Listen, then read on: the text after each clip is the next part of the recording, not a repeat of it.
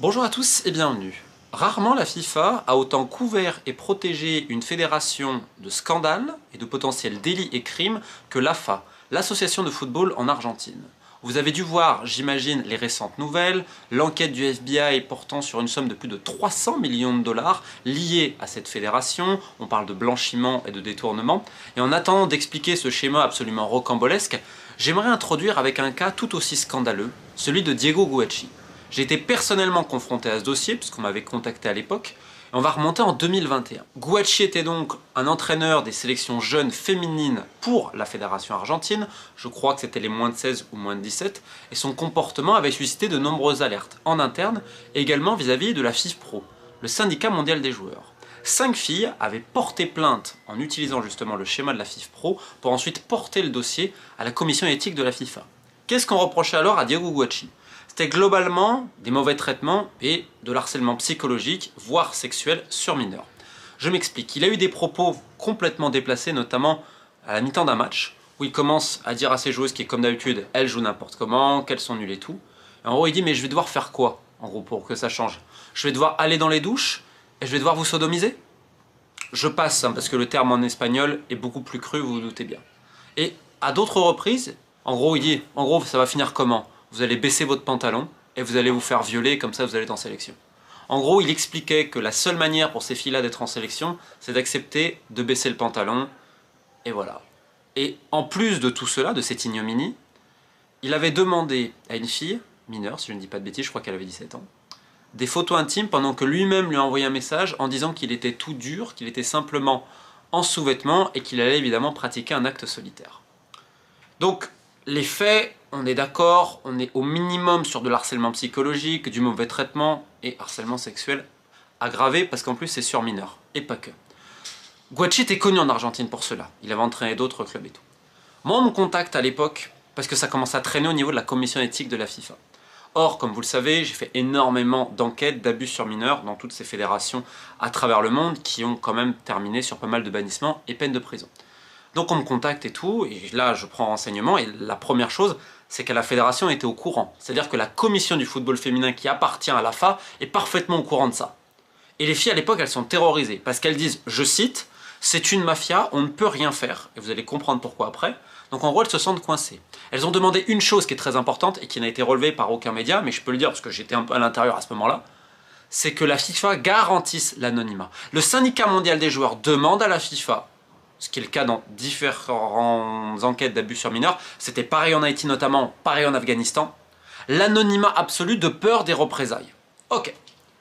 Donc, ça prend du temps, et l'affaire n'est presque jamais jugée. Et puis à un moment donné, la FIFA va mettre sa réponse, va faire un rapport, expliquant que les preuves sont insuffisantes, que donc, en gros, Guacci est libre, il n'y a aucun problème, aucune charge ne va être retenue contre lui en termes de justice sportive, et pire encore, ils vont balancer le nom de toutes les filles qui ont témoigné. Alors que expressément c'était la consigne, c'était la condition sine qua non pour qu'elles témoignent, c'est de protéger leur anonymat. Alors malheureusement, j'ai envie de vous dire, ce n'est pas la première fois que la FIFA brille par son incompétence et son double jeu à propos des abus sur mineurs. Ça, on l'a détaillé depuis très longtemps. Sauf que là, on parle de l'Argentine, l'une des plus grandes fédérations du monde qui en plus a beaucoup d'amis. Notamment le directeur légal de la FIFA, l'Espagnol Emilio Garcia, qui passe énormément de temps en Amérique latine, principalement au Paraguay, parce qu'à Asunción se trouve le quartier général de la CONMEBOL, donc la Confédération d'Amérique du Sud, mais également en Argentine. Et on dira simplement qu'on passe du bon temps en Argentine, à Buenos Aires, avec les officiels de la fédération. Et j'avais donné cette anecdote à des gens de la FIFPro. Donc on devait être en 2022. Je leur avais dit, il va jamais être condamné. Ah, mais Romain, il va jamais être condamné. Parce qu'on m'avait dit à l'intérieur à la FIFA, qu'en gros, on a passé des coups de téléphone. Ah ouais, attention, rappelez-vous quand vous venez à Buenos Aires, ce qui se passe. Je pense que tout le monde a compris ce à quoi je fais allusion. Et donc derrière, on va protéger l'AFA et on va jeter au lion les gamines. Certaines ont arrêté le football, d'autres ont continué, sachant qu'il y avait déjà d'autres filles qui avaient subi d'autres sévices comme cela. Et aujourd'hui, donc certaines filles ont parlé publiquement il y a quelques mois, parce qu'elles n'en peuvent plus, parce que ce monsieur continue, il n'a eu aucune sanction de la Fédération Argentine, maintenant il est dans les clubs. Je veux dire, personne, tout va très très bien dans le meilleur des mondes. Et aujourd'hui, je crois qu'il y a 8 personnes qui dénoncent le comportement et les actes de cet entraîneur, et ça fait très longtemps et c'est très connu dans le football argentin. Donc au final, on a récidive sur le même comportement, on a 8 plaignantes aujourd'hui qui n'ont malheureusement pas tellement confiance dans le système de justice en Argentine, et vous comprendrez pourquoi après à cause de certaines connexions et compromissions de l'appareil judiciaire, notamment de la province de Buenos Aires. Et dans le même temps, on a une justice sportive qui n'a absolument rien fait, soi-disant pour manque de preuves, mais en réalité c'était pour des raisons inavouables de proximité avec les dirigeants de la fédération argentine.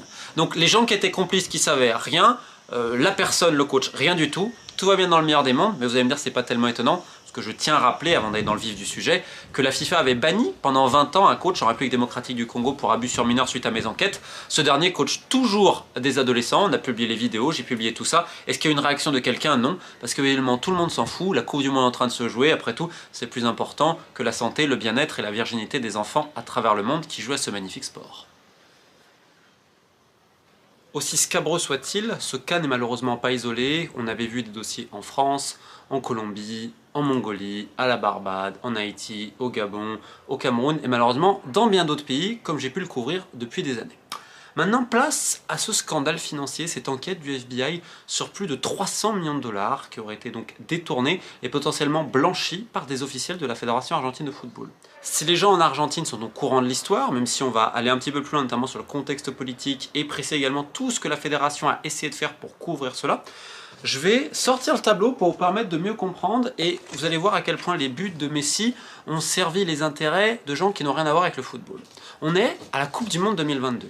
Et 9 jours avant le sacre des Argentins, la Fédération argentine va se réunir pour décider d'attribuer un contrat de représentant commercial exclusif à l'extérieur du pays à une compagnie, Tour Prodenter. En pleine Coupe du Monde, en pleine précipitation, le Chiquitapia, le président et tous les autres, ils se réunissent, comme vous pouvez voir sur le document, et ils vont décider de donner les droits exclusifs de tout ce qui a trait à l'extérieur du pays à cette société. C'est-à-dire toute la logistique, c'est-à-dire l'organisation des matchs à l'extérieur, les droits TV, les droits commerciaux, absolument toutes les rentrées d'argent à l'extérieur de l'Argentine vont désormais passer par cette société. Vous allez me dire, quelle est cette compagnie? On imagine que c'est l'Argentine qui vient gagner avant la Copa América, l'Argentine de Messi, on imagine qu'ils vont signer avec les meilleurs du monde.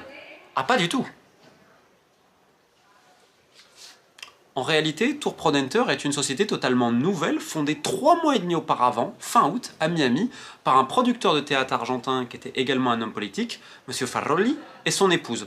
Elle ne compte aucun grand client footballistique. En fait, c'est un néophyte, et chose assez curieuse, parce que si vous voulez organiser des matchs, il y a ce qu'on appelle la licence pour l'organiser. Il y a des agents spécialisés pour cela. La compagnie, selon mes informations, ne comptait personne de ce rang-là. Mais c'est pas grave, donc la Fédération argentine, en plein mondial, 9 jours avant le sacre, va tout donner à Tour Prodenter. Et là va rentrer le tableau, pour que vous compreniez bien comment on va faire. On est d'accord que c'est la sélection qui va générer de l'argent, parce que avant, dans les années 2015, etc., où d'ailleurs l'ancien président de la Fédération argentine avait dû démissionner avant le Chiquitapia pour de présumées fraudes, je tiens à rappeler que la Fédération argentine a des problèmes financiers, parce que la sélection n'allait pas bien. Ce qui fait l'argent dans une fédération, c'est le succès de votre équipe masculine. Or, comme vous le savez, ces dernières années, l'Argentine a tout gagné, du monde de Copa América. Donc l'argent tombe avec les buts de Messi, de Di Maria et tout. Boum, boum, boum, boum. Par exemple, après le sacre en Coupe du Monde, la FIFA va donner 42 millions de dollars et la CONMEBOL, donc la Confédération d'Amérique du Sud, 10 millions. D'accord? Et le contrat d'Adidas et tout. Donc vous allez me dire, la sélection génère ça, ok. Ensuite, ça obtient des prix, le sponsor, les droits TV, les droits commerciaux. Donc normalement, ça doit revenir à la fédération, l'AFA, on est d'accord. Non, non. On va pas mettre directement à l'AFA. Alors, il y a aussi une raison qu'on va expliquer après vis-à-vis du taux de change. Vous allez voir comment les malins de l'AFA ont essayé de récupérer ça en leur faveur. En gros, l'argent, la FIFA, écoutez bien, la FIFA, au lieu de virer l'argent sur le compte de la fédération, l'a viré sur cette entreprise. Déjà, c'est le premier point. C'est-à-dire que c'est la FIFA qui est pleinement impliquée. Elle nous répète toujours, oui, mais on regarde où va l'argent. Comment vous pouvez faire ça? Normalement, vous devez, attendez. Ok, on va virer 42 millions de dollars dans une toute nouvelle compagnie à Miami qui n'a aucun antécédent footballistique? Ok, d'accord, pourquoi pas. Et le pire, c'est que dans ce contrat, normalement, il récupère 30% de la somme. J'ai jamais vu un contrat pareil. Vous imaginez que vous êtes agent commercial et vous récupérez 30%? C'est pas possible. Normalement, mais demandez à n'importe quel agent, les commissions, ça ne dépasse jamais 10, 12, allez. Et peut-être pour ce genre de choses, allez, des fois, ça peut être 20. C'est-à-dire que tous les deals ensuite signés par la fédération, qui vont à l'extérieur, il y a 30% même s'ils n'ont rien fait à Tour Prod Center. Officiellement, 70 revient de là. Qu'est-ce qu'ils ont fait derrière? Regardez ce qu'ils ont fait. En fait, même les 70 autres pourcents qui devaient y aller, en fait, il n'y en a qu'une infime partie. Et vu qu'en plus, la fédération ne déclare pas ses comptes, c'est exceptionnel. Mais donc, l'argent, il arrive. Adidas, FIFA et tout, ok. Tour Prod Center récupère. Ils vont ouvrir des comptes. Bank of America, Citibank, Synovus et JP Morgan. Ils vont dispatcher l'argent dans quelques comptes, etc.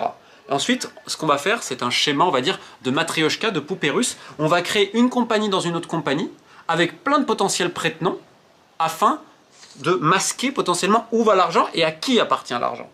Et ce qui est assez exceptionnel, c'est qu'en fait, bon, il y avait des différentes enquêtes ouvertes en Argentine, on y reviendra, et donc aux États-Unis. Et en fait, ils s'intéressent à ça.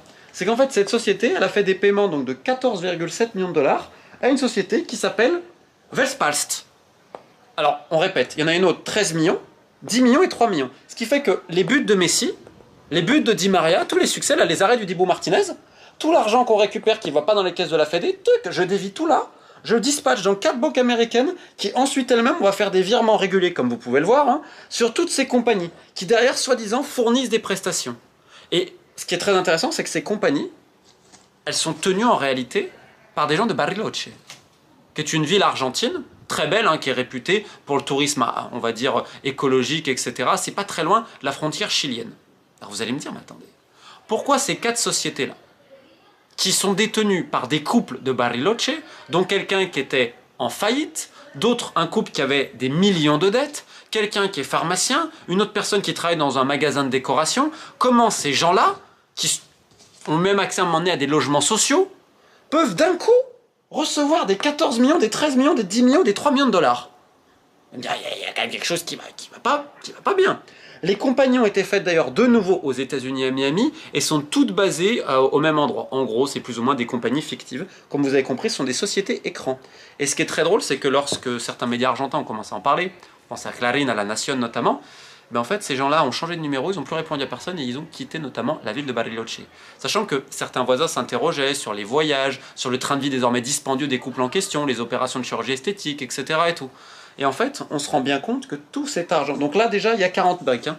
Il y a 40 millions de dollars, même je crois que c'est 42, sur les plus de 300, qui ont été transférés à des entreprises fantômes. Donc là, déjà, on est pas mal. Et on va se dire, derrière, qu'est-ce qui se passe?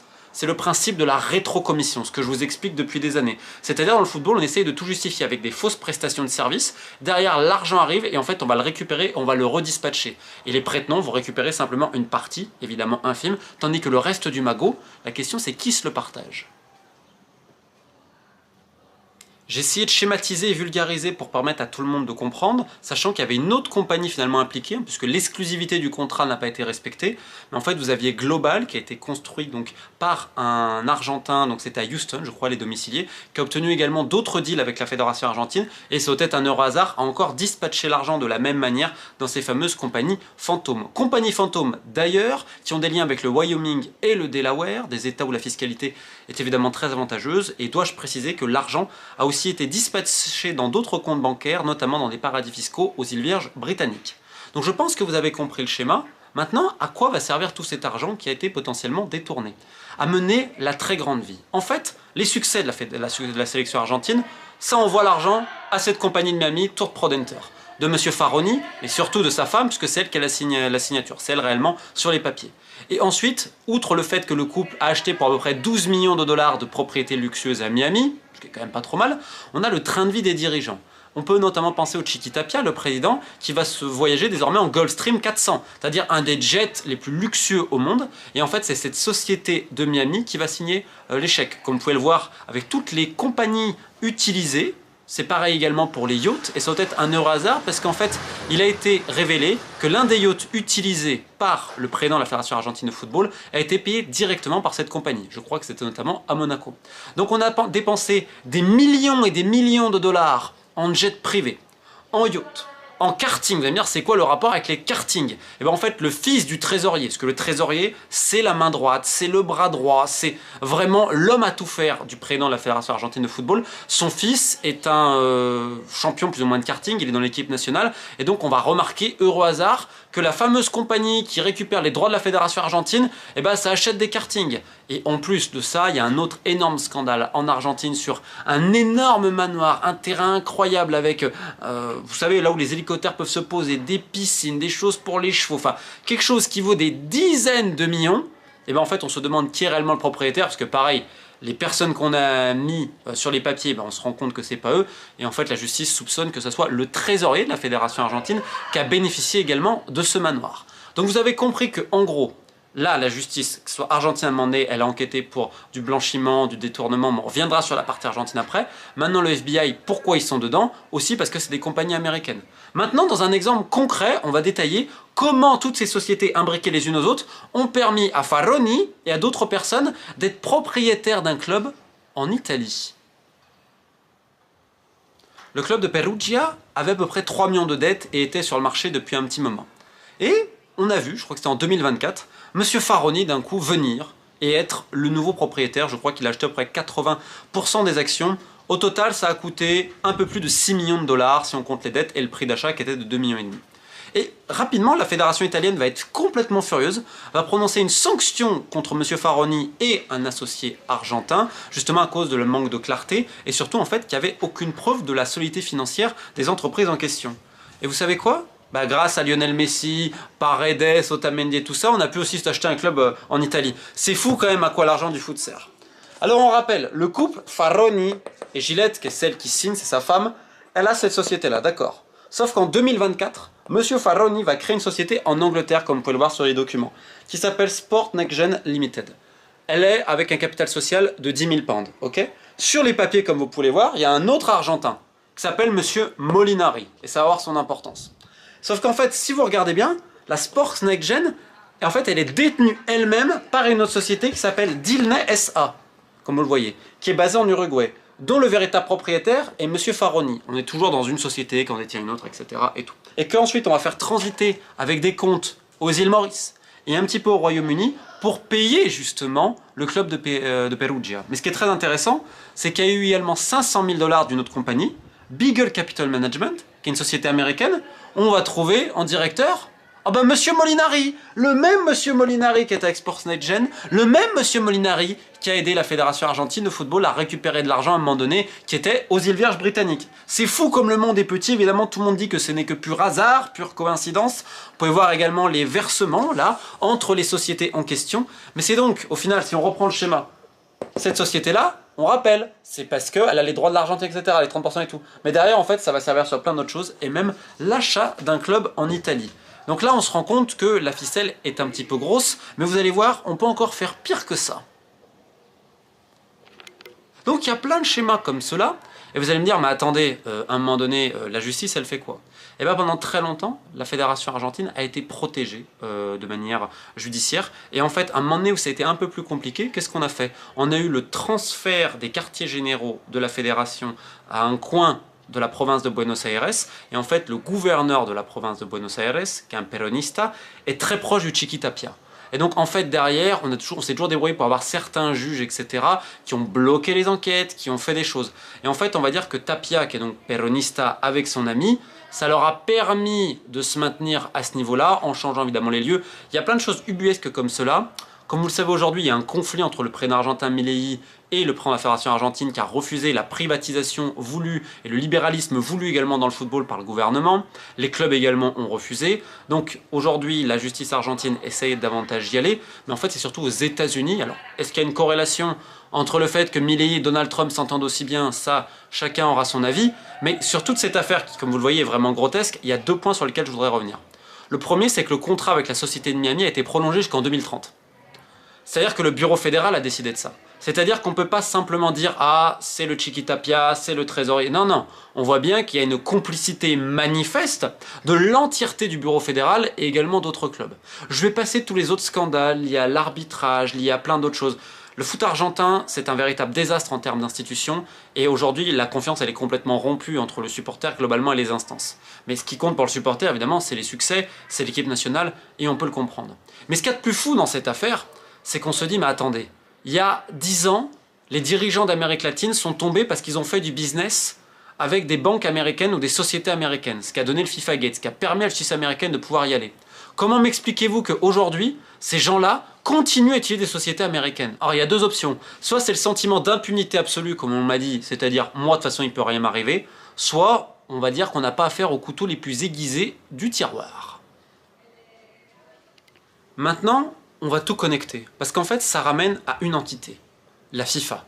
C'est la FIFA qui a viré l'argent directement sur le compte de cette société en Floride. C'est la même FIFA qui est censée auditer les comptes chaque année, soi-disant. Parce que je précise, hein, la fédération argentine avait du retard sur ses comptes, certaines recettes n'étaient pas comptées, etc.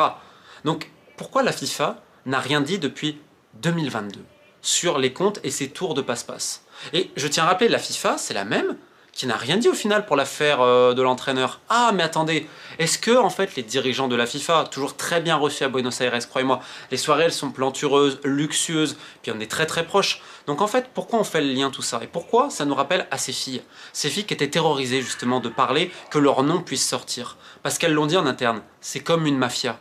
Les journalistes et les gens qui ont dénoncé toutes ces malversations financières potentielles, sachant que ça vient à la base d'un agent argentin qui avait le contrat d'organisation de match, puis on l'a enlevé et tout, je tiens à rappeler que ces gens-là ont été menacés, les journalistes ont été harcelés en ligne, on leur a envoyé plein de personnes, on a essayé de les censurer. Et pour connaître personnellement la plupart des gens qui étaient à l'origine de ce scandale, comme Federico Tejero, je vais vous laisser un petit audio qu'il m'a mis hier sur justement ce qu'il a vécu depuis les révélations.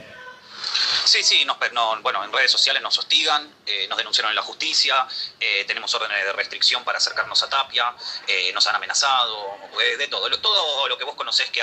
Donc en gros, ils ont même des restrictions, peuvent pas être à tant de mètres de Tapia, ils ont donc des menaces, etc. C'est très compliqué. Et dans le même temps, je tiens à préciser que d'autres journalistes ont vu leur accréditation mystérieusement s'envoler. Bien évidemment, la fédération argentine dit non, que c'est un vrai hasard, c'est parce qu'il y a d'autres médias.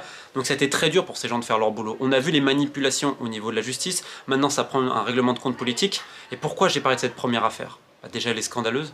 Imaginez, c'est votre fille. Imaginez, c'est votre fille, elle rentre à la maison, elle vous dit papa, maman, le coach, il m'a dit ça en gros, il m'a menacé directement, littéralement, de lui faire un sévice sexuel anal parce que évidemment je joue comme une merde. Imaginez que votre fille elle a 15-16 ans, que vous avez l'entraîneur de l'équipe nationale qui lui dit que c'est en gros si tu veux jouer, toi t'as pas le choix, faut baisser le pantalon et en gros qu'on fasse ça, qu'on lui demande des photos intimes à votre fille de 16-17 ans et que vous voyez les mêmes dirigeants qui ensuite paradent, rester en poste, tous, le coach, aucune sanction, et que la FIFA qui nous dit non, non, nous c'est la tolérance, c'est propre, elle laisse ces mêmes personnes qui ont fait tout ce schéma que je vous ai expliqué niveau argent. Imaginez-vous quelle serait votre réaction. Cette vidéo n'a pas pour but de simplement montrer du doigt les dirigeants argentins et le silence complice des autres. Elle a surtout pour but de montrer la responsabilité de la FIFA et notamment de ses dirigeants et de se poser la question du rôle d'Emilio Garcia, le responsable légal de la FIFA, qu'on a vu également à la manœuvre dans le dossier Balogun. Et puis on va rappeler quelque chose de plus politique. Il y a quelques années, la CONMEBOL et la FIFA, c'était la guerre. Et la FIFA ne voulait surtout pas perdre les pays d'Amérique du Sud. En fait, ils étaient terrorisés à l'idée que les pays puissants puissent s'allier à l'UEFA, comme vous saviez, cette rivalité, et potentiellement ça pouvait être dangereux pour Infantino. Depuis quelques années, la CONMEBOL obtient absolument tout. D'ailleurs, vous avez vu pour 2030, les premiers matchs seront évidemment en Amérique latine, le centenaire, patati patata. Je rappelle l'affaire qui concerne le président de la CONMEBOL, le Paraguayen Dominguez, où 5 millions de dollars, bizarrement, se sont retrouvés sur son compte, alors que ça faisait partie de l'argent qui devait être restitué à la CONMEBOL de toutes les affaires du FIFA Gate. Et à chaque fois, la FIFA a la même réponse. On ne dit rien. Donc c'est à se demander à quoi sert le département légal, parce qu'il y a des gens bien intentionnés dedans. Mais est-ce qu'il n'est pas soumis à une énorme politisation à l'image de son directeur Emilio Garcia, le très grand ami des dirigeants d'Amérique du Sud. Bref, j'espère que ça vous permet d'y voir un petit peu plus clair. Moi, c'est un travail que je fais depuis des années, et pour ceux qui veulent le soutenir, qui veulent découvrir toutes ces arcanes-là, eh ben, je propose mes ouvrages, parce que tout ça, c'est évoqué dedans. On fait le pack corruption à 18 € au lieu de 25, Industrie du foot 1 notamment, c'est sur le site de l'éditeur en description en commentaire, mais également tous mes autres ouvrages. Je vous recommande pour tous ceux qui aiment les coulisses et tout, j'ai fait la même pour le foot français l'année dernière, alors ça a été boycotté, il n'y a pas eu un mot, mais ça, toutes les sociétés, etc., c'est l'Industrie du foot 3. Les livres sont disponibles évidemment sur Amazon de la Fnac, mais moi je vous propose le pack personnalisé de mes ouvrages, c'est à partir de 3, les frais de port sont offerts, il y a un livre cadeau en plus. Ceux qui veulent lire du foot, évidemment, vous avez l'autre Coupe du Monde et Beautiful Game, puis également, pour ceux qui veulent aller plus loin, comment les réseaux djihadistes utilisent le football par exemple au Yémen, ça fait partie. Donc n'hésitez pas, j'ai mis les liens en commentaire, en description, parce que malheureusement c'est tout ce que je peux faire à mon maigre niveau, et c'est pour ça qu'aujourd'hui je parle de toutes ces affaires de corruption, parce qu'en fait je les évoque depuis des années, que ce soit les abus sur mineurs, le blanchiment, etc. Là tout est en train d'exploser, donc je pense qu'il est plus que temps de libérer la parole sur l'Argentine, la France ou les autres, parce que croyez-moi, c'est pas simplement un pays qui est sur le grill, c'est l'ensemble des fédérations affiliées par la FIFA, parce que c'est une organisation qui malheureusement gère un sport magnifique dont l'industrie a été criminalisée. Sur ce, type de faith.